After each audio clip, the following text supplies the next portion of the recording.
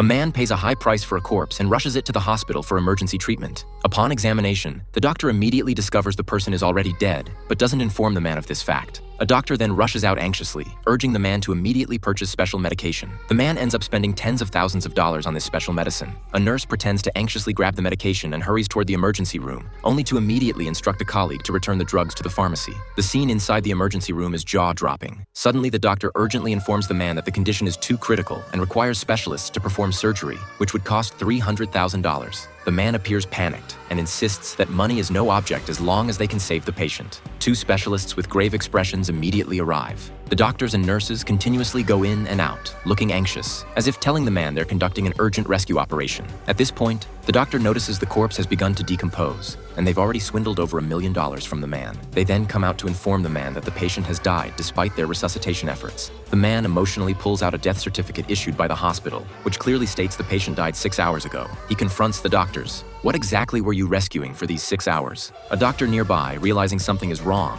immediately stuffs the report into his mouth, attempting to destroy evidence. The man then pulls out another copy of the report. The doctors are now completely panicked. The man demands $500 million in compensation. To prevent the incident from being exposed, the hospital has no choice but to comply. The man gives the compensation money to the deceased's family and immediately exposes the hospital's dark secrets. A large group of victims surrounds the hospital director, demanding answers. Suddenly, the director pulls out a gun and threatens everyone while getting out of his car. Unfortunately for him, this is a group of desperate people who have lost their loved ones. A gunshot rings out. The director falls in a pool of blood. Upon hearing the news, the director's father immediately checks the surveillance footage. When he sees the man's face, he's completely stunned. What do you think? Was the man's approach justified? This gripping film is called Gabbar is Back.